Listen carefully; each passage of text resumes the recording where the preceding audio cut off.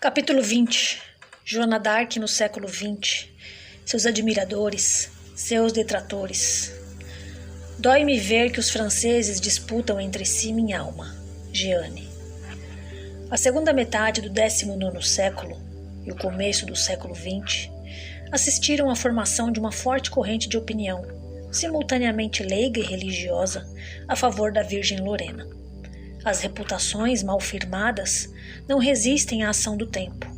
A fisionomia moral da heroína, ao contrário, se engrandece com o correr dos anos e rebrilha com mais vivo fulgor.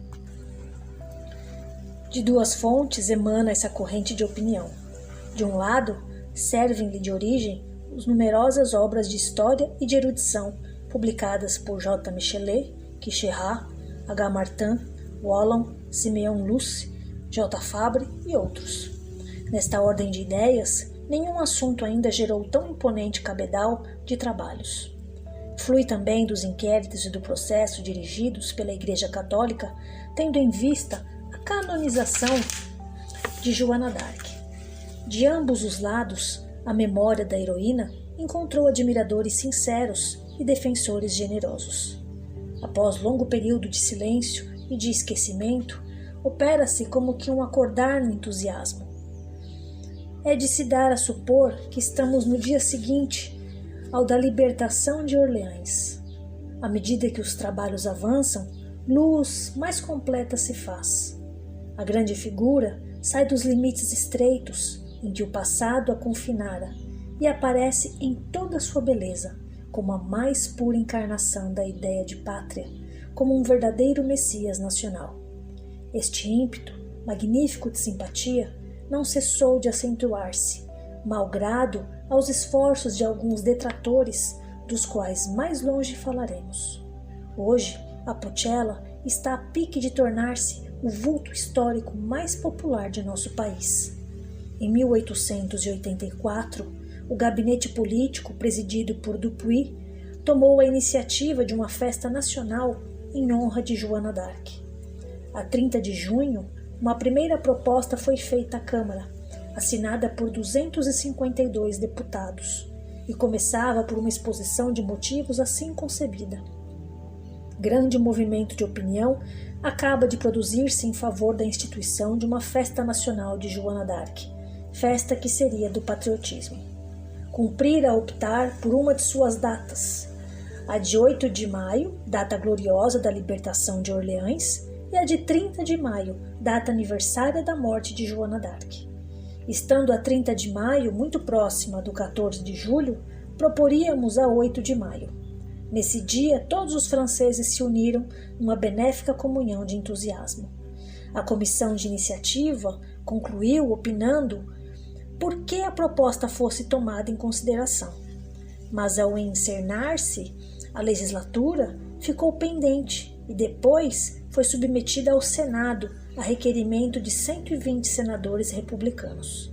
No parecer que sobre o assunto apresentou à Alta Câmara, o Sr. Joseph Fabre, senador de Aveyron, se exprimia assim: nem o Oriente com todas as suas lendas, nem a Grécia com todos os seus poemas, nada conceberam que se possa comparar a esta Joana d'Arc que a história nos deu. Concluindo, dizia: não será azado o momento para opor-se esta grande memória às declarações perigosas de todos os pontífices do cosmopolitismo que intentam persuadir-nos de que nem sequer nos resta a única religião que não comporta ateus, a religião da pátria? O Senado votou o projeto de lei e o enviou à Câmara. A 29 de julho de 1890, o Conselho Superior da Instrução Pública, por sua vez, adotou a seguinte resolução: é declarado dia de festa para todos os estabelecimentos de instrução pública, o 8 de maio de cada ano, data aniversária da libertação de Orleans. Essa decisão não teve andamento. Quanto ao projeto de lei que o Senado aprovou, dorme ainda nas pastas da Câmara. Nem o seu exame, nem a sua discussão foram iniciados em sessão pública, apesar de uma enérgica petição das mulheres da França. Grave falta cometeram, assim, os deputados republicanos. A indiferença, a má vontade que iam demonstrado permitiram que os católicos tomassem a dianteira, que se apoderassem da nobre figura da Virgem e a colocassem nos seus altares. Quando ela devia pertencer a todos os franceses, constituir um laço que unisse os diversos partidos para lhe honrar a memória, corre o risco de tornar-se exclusivamente prisioneira de uma religião. Que considerações deteve os políticos céticos da Câmara? Provavelmente as vozes de Joana d'Arc e o caráter espiritualista de sua missão. Mas as vozes existiram, o mundo invisível interveio. A solidariedade que liga os seres vivos se estende para além do mundo físico. Enlaça duas humanidades e se revela por fatos. As entidades do espaço salvaram a França no 15º século por intermédio da heroína. Agrade ou não, a história não se suprime. A França e o mundo estão nas mãos de Deus, ainda quando governam os ateus e materialistas. A própria Revolução traduz um gesto das potências invisíveis, porém, a ideia matriz que a inspirou permaneceu incompreendida. Pode combater-se o clericalismo e seus abusos, mas o ideal espiritualista e religioso nunca poderá ser destruído. Dominará os tempos e os impérios, transformando-se com eles, para assumir uma amplitude e elevação sempre e sempre maiores.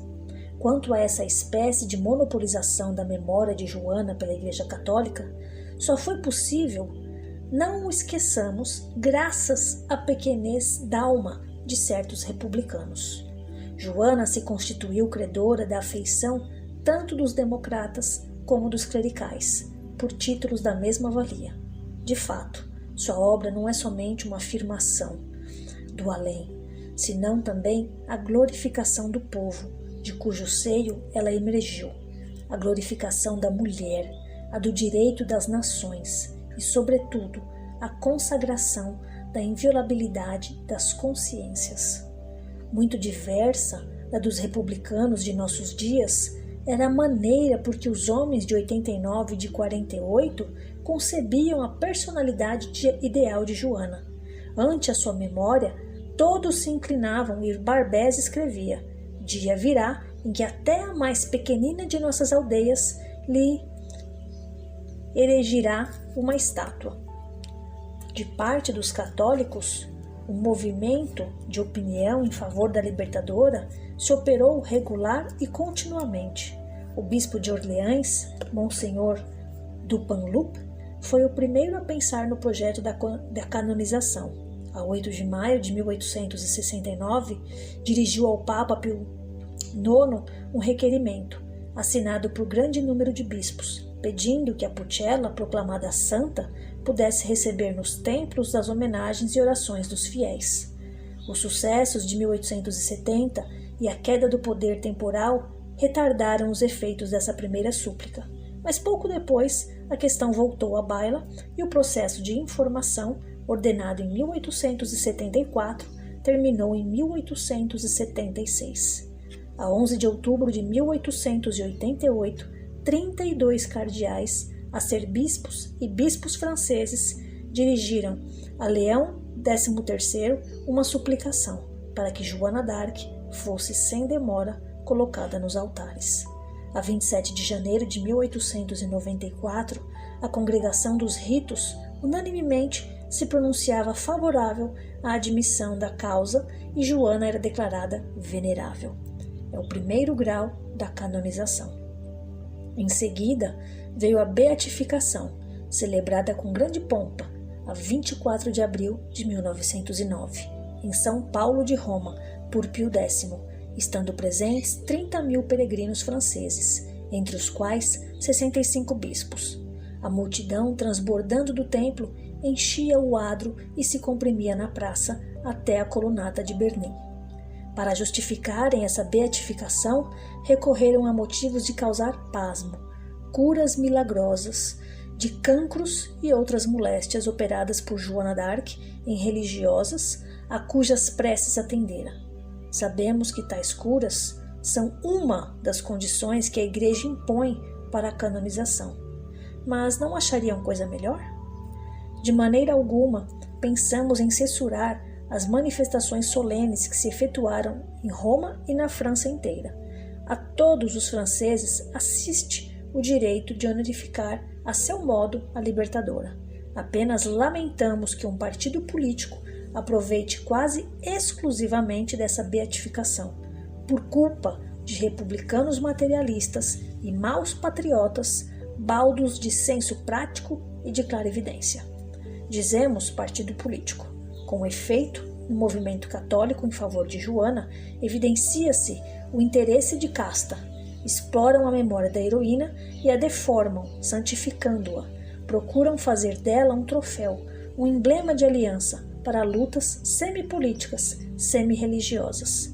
Essas homenagens, parece, pouco sensibilizam a Virgem Lorena. As cerimônias ruidosas, Joana prefere a afeição de tantas almas modestas e obscuras, que a sabem amar em silêncio, e cujos pensamentos ascenderam até ela com o perfume suave das violetas, na calma e no recolhimento da prece. Tocam-lhe mais esses preitos mudos do que o estrépito das festas e o ressoar do órgão ou dos canhões. A corrente católica provocou uma corrente oposta. Só de há pouco tempo se observa, com um misto de admiração e de assombro, o delineamento de uma campanha de enxovalho contra Joana d'Arc, ao passo que todos os povos nola invejam, que os alemães a glorificam pela obra de Schiller, que os próprios ingleses a enaltecem, proclamando-a um dos mais belos exemplos oferecidos à humanidade. E é na França que se ouve critirar, rebaixar uma das mais puras glórias de nosso país. Uma classe inteira de escritores, pensadores livres, se encarniçou contra o renome de Joana.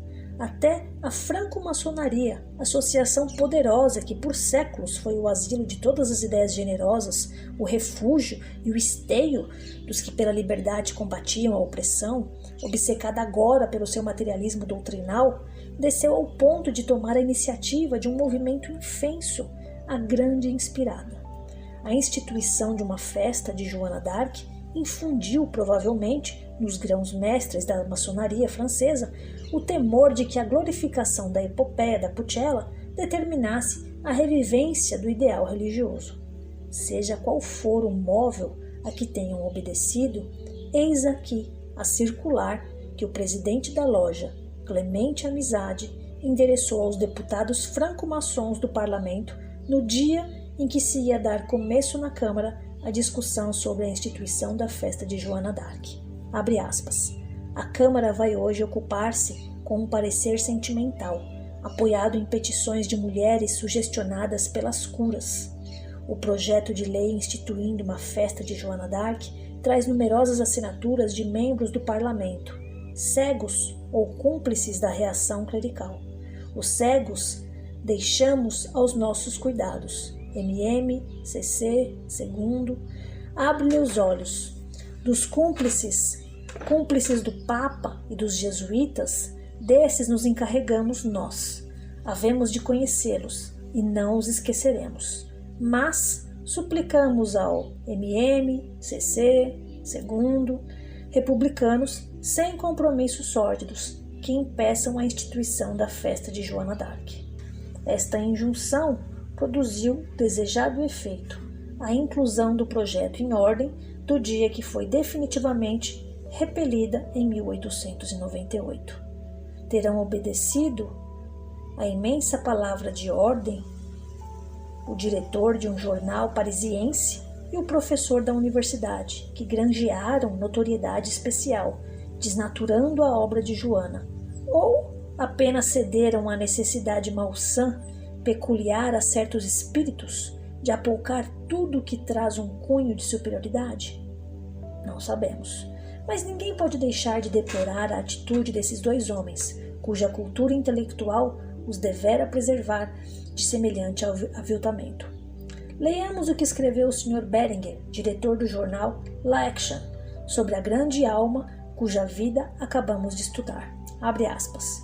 Doentia, histérica, ignorante, Joana d'Arc, mesmo queimada pelos padres e traídas pelo seu rei, não merece as nossas simpatias. nenhum dos ideais, nenhum dos sentimentos que a humanidade hoje inspira guiou o alucinada mística de Dom Remy. Sustentando um Valois contra uma Plantagenet, que foi o que praticou de heróico, ou sequer de louvável, contribuiu mais do que ninguém para criar entre a França e a Inglaterra o miserável antagonismo de que ainda temos dificuldade em nos livrarmos, passados 6 séculos, pois que os soitonas pretendem impor seu feiticismo à República. Saberemos responder convenientemente a essa provocação. Aquela virgem estéril só amou a religião e o exército, os santos óleos e o arcabouço. O fato de haver expirado numa fogueira dá motivo para que dela nos compadeçamos, não para que a admiremos. Portanto, abaixo o culto a Joana d'Arc, abaixo a legenda da Pucella, abaixo a histeria contrária à natureza e à razão e que paralisa a humanidade em proveito de uma dinastia. Fecha aspas.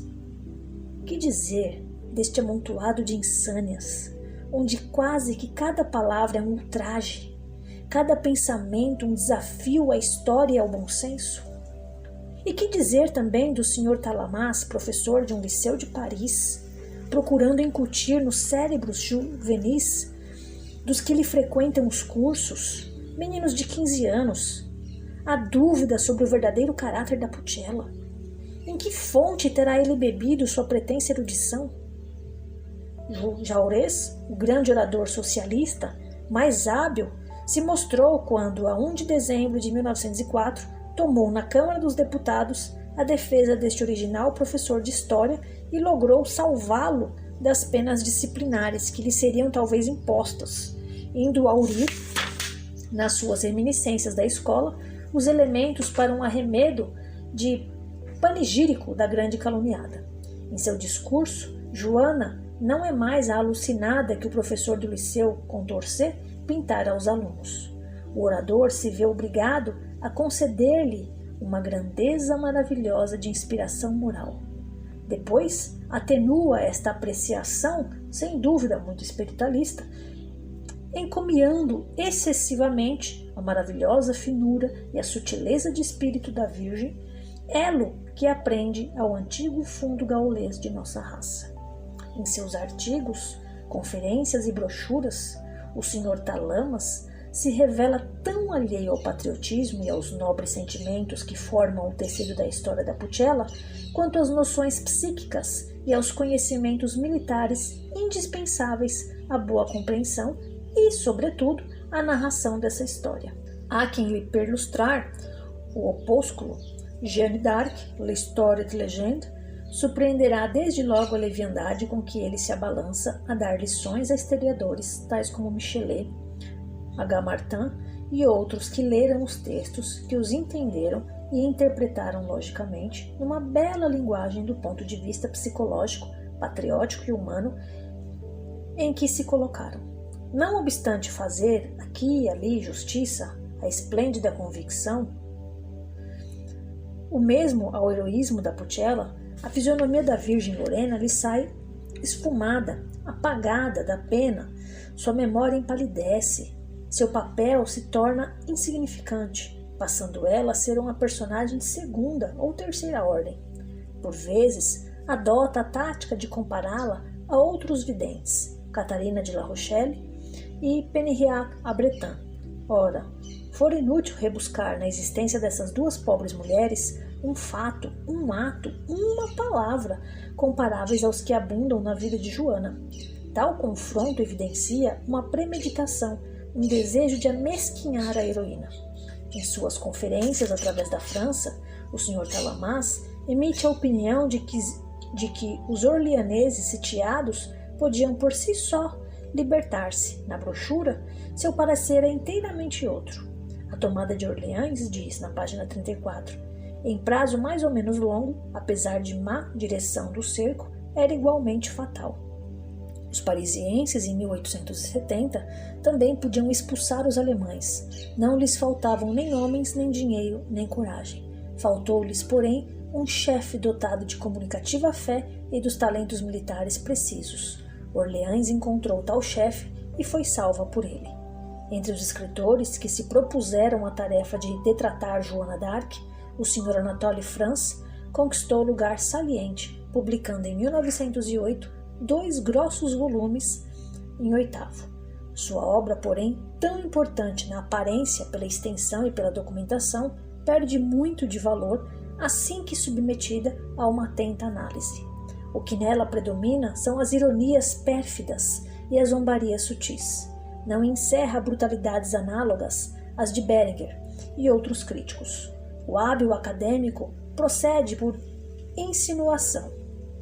Tudo no seu escrito concorre para rebaixar a heroína e muitas vezes para cobri-la de ridículo. Se é certo que em alguns casos se digna de lhe fazer justiça, não menos certo é que na grande maioria dos outros a deprime ao último ponto e lhe atribui a condição de uma imbecil. Assim é que, vindo Lois Louet inúmeras vezes falar-lhe demoradamente na prisão, ora em trajes de sapateiro, ora vestido de eclesiástico, ela não chega nunca a perceber que o indivíduo é sempre o mesmo. O primeiro volume do Sr. Franz era notável pelo estilo e pela coordenação das ideias. Suas páginas denunciavam o fino literato. O segundo surgiu incoerente, escrito num estilo frouxo, recheado de anedotas jocosas ou trágicas, de fatos curiosos, não raro estranhos ao assunto, cujas narrativas, entretanto, fazendo amena a leitura, lhe garantiram a voga. Mas, inutilmente, se buscaria em toda a obra um sentimento elevado e alguma grandeza. Qualidades são essas desconhecidas do autor. E quantos erros intencionais! O Sr. Achilles Loucher, professor da Sorbona, um dos mestres incontestados nos estudos sobre a Idade Média, foi dos primeiros a assinalar tais erros. Um exemplo, no cavaleiro Roberto de Baudricourt, descobriu o Sr. Anatole France, um homem simples e jovial. E afirmando-o, cita no processo da página 86, página onde absolutamente não se encontra a menor referência a essa personagem. Loucher, Grande Revenu, 25 de março de 1908, página 231, nota. O Sr. France empresta ao mesmo Baudricourt a opinião de que Joana daria uma bela ribalda e que seria um apetitoso bocado para os soldados. Mas o processo a que o Sr. France se reporta para essa citação, diz o Sr. Loucher, não alude a outra coisa que não seja a entrevista de Chinon e o cerco de Orleans, nada dizendo com relação ao comandante de Vancoulers. Ainda outros exemplos enumera o Sr. Loucher.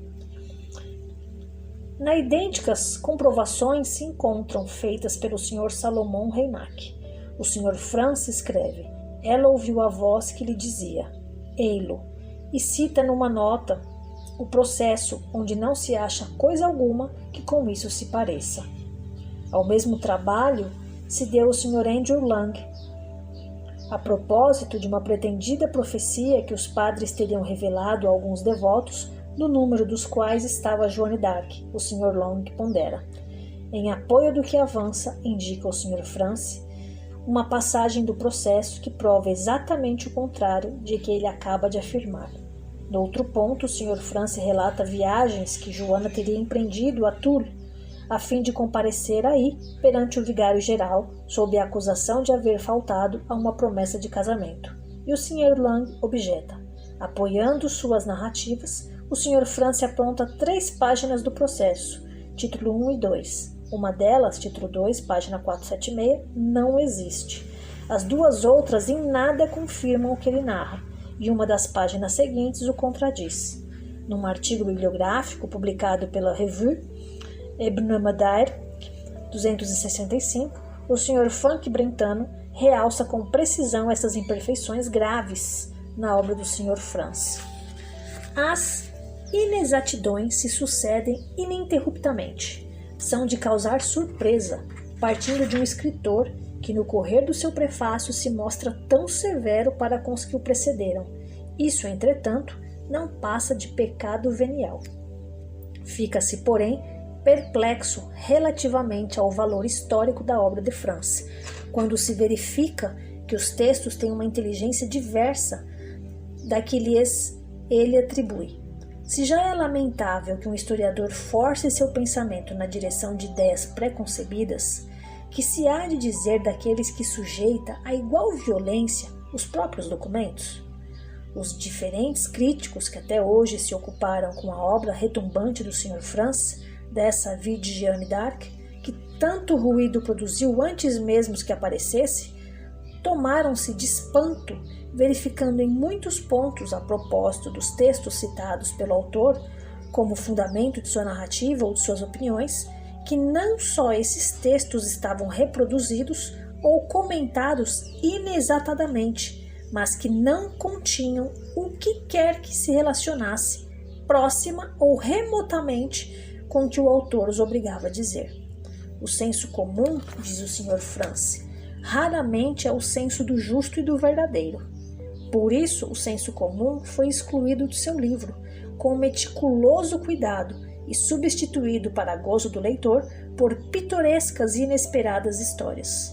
No título 1, página 532, tratando do dom atribuído aos nossos antigos reis de curar as escrófulas, o nosso atraente historiador afirma que na velha França as virgens possuíam o mesmo dom, com a condição de estarem completamente nuas e de invocarem Apolo.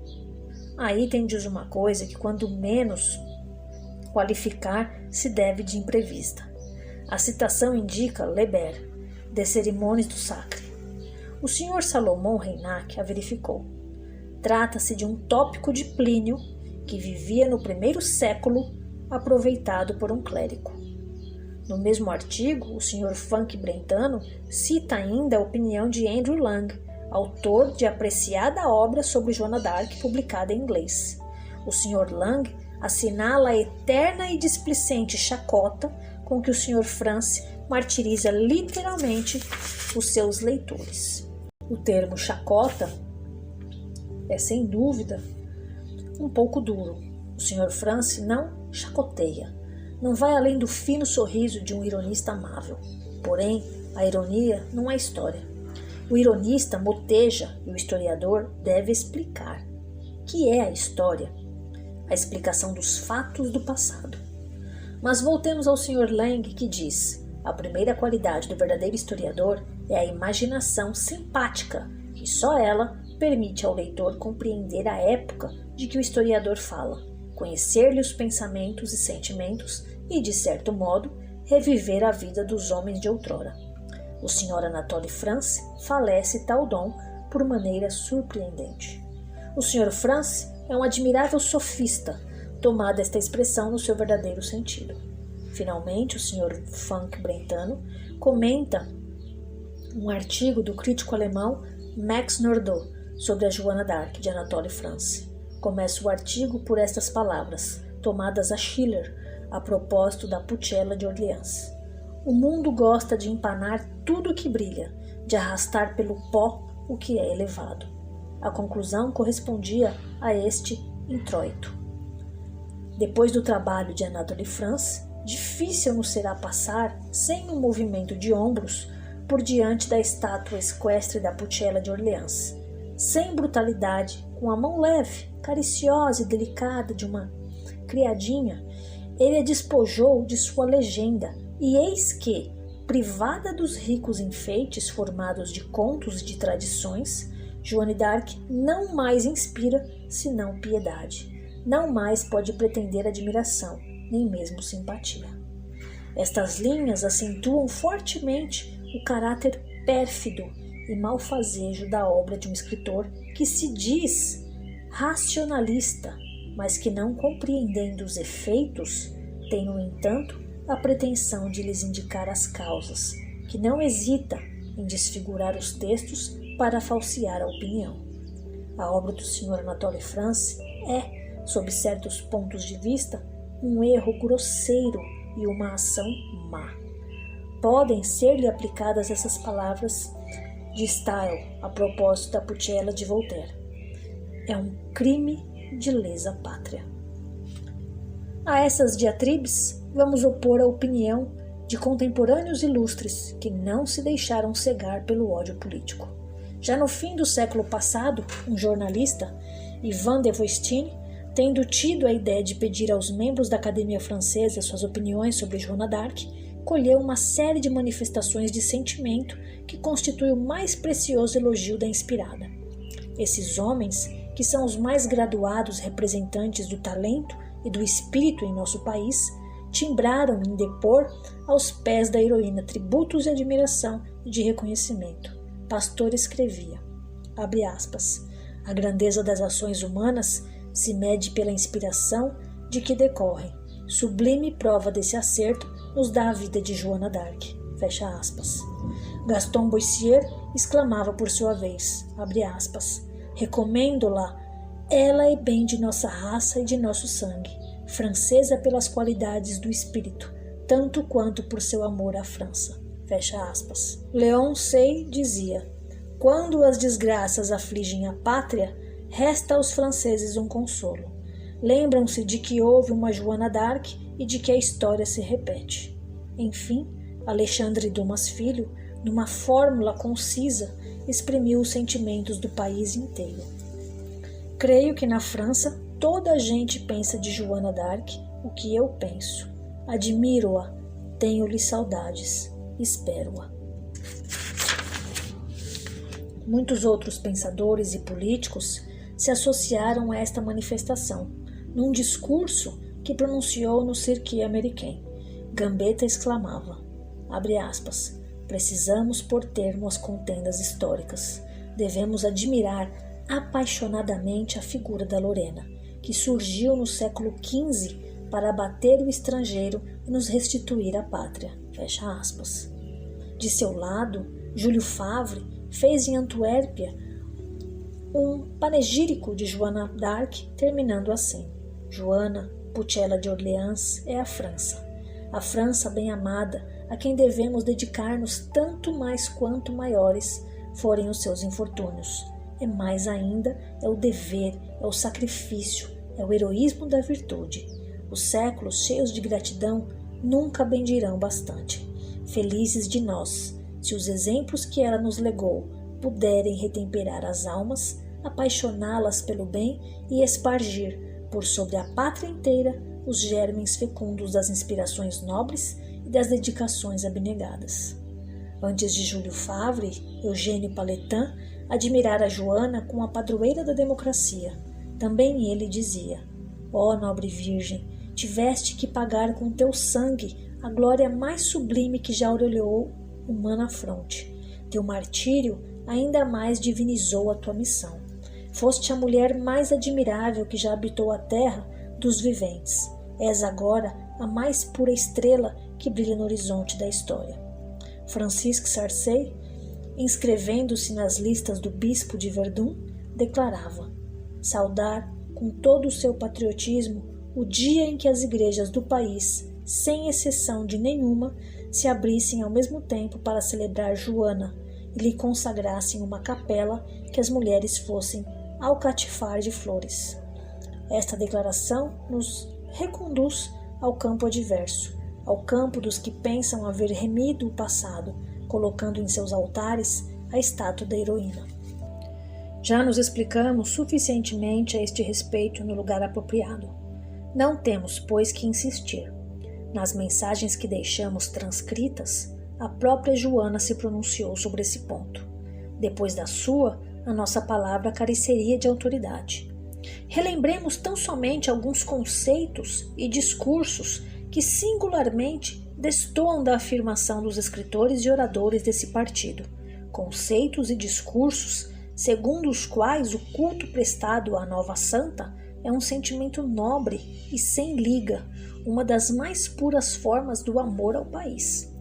Numa circunstância solene, cercado de numerosa assistência, em que figuravam na primeira linha 3 grandes dignatários da igreja, o bispo de Belley, Monsenhor Luçon, usava a linguagem que se vai ler. A cena se passava na Vendeia, ao ser inaugurado o monumento de Catelineu. Depois de fazer, como era inevitável na ocasião, o panegírico do movimento da Vendeia, o orador termina por esta adjuração, abre aspas. Praza a divina providência consagrar um dia, na pessoa de Catelineu, como fez relativamente a libertadora da França no 15º século, um dos mais belos modelos do heroísmo, devotando-se proares et fossis. Fecha aspas. Será verdadeiramente possível conciliar-se o amor da pátria com esta inflamada glorificação da guerra civil na pessoa de um dos seus chefes?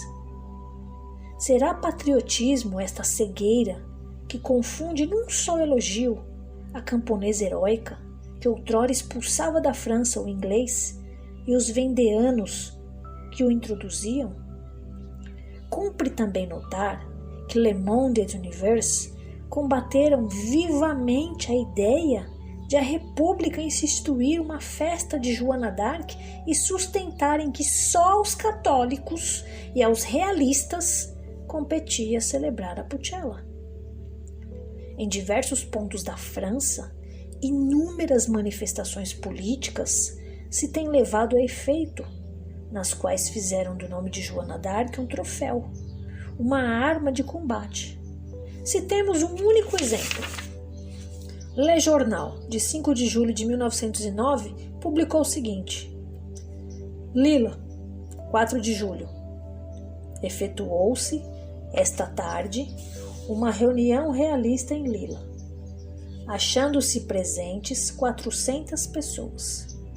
Depois de o Sr. Pierre Lassaigne, professor jubilado, haver exposto o programa realista, o Sr. Maurice Pujo fez uma conferência sobre Joana d'Arc e concitou os realistas a adotarem a conduta da heroína, isto é, a empregarem o método violento para chegarem ao seu objetivo. Fecha aspas.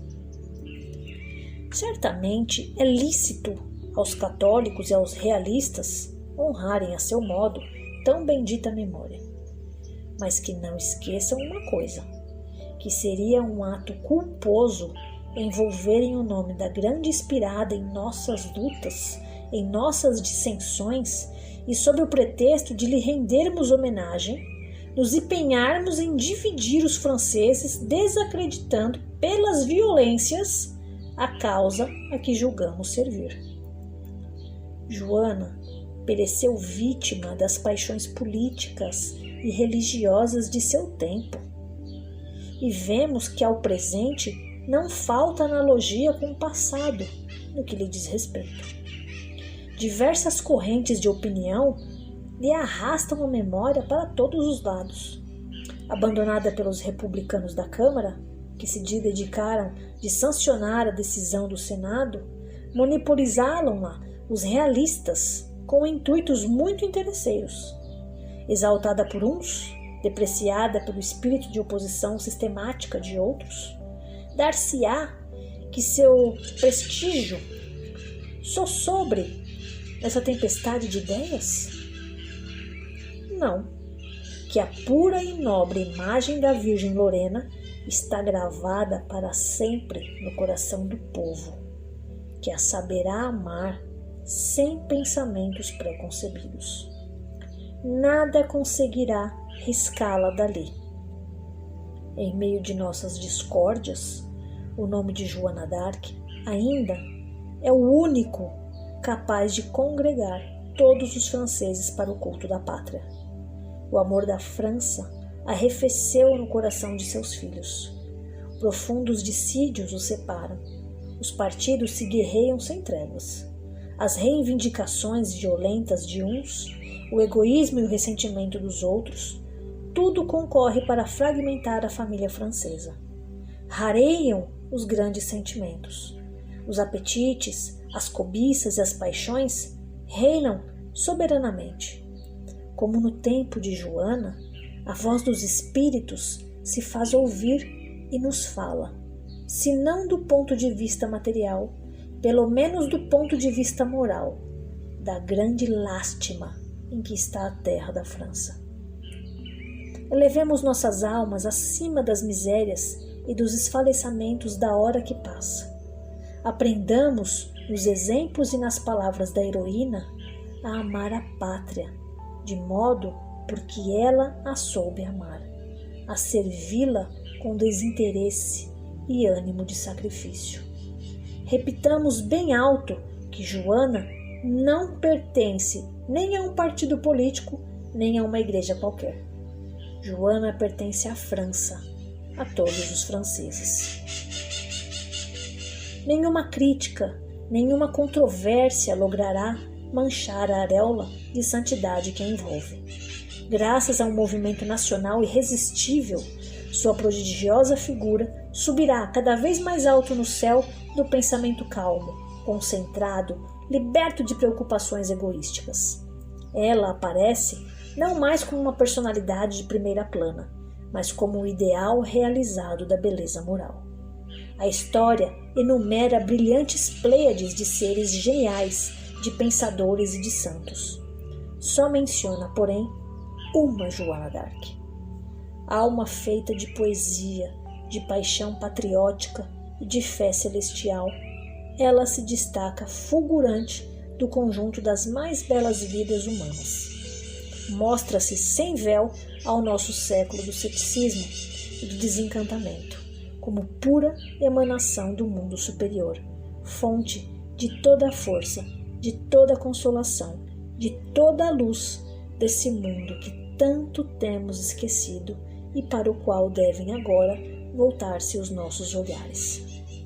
Joana d'Arc volve ao nosso meio não apenas pela lembrança, mas por uma presença real e por uma ação soberana. Convida-nos a contar com o futuro e com Deus.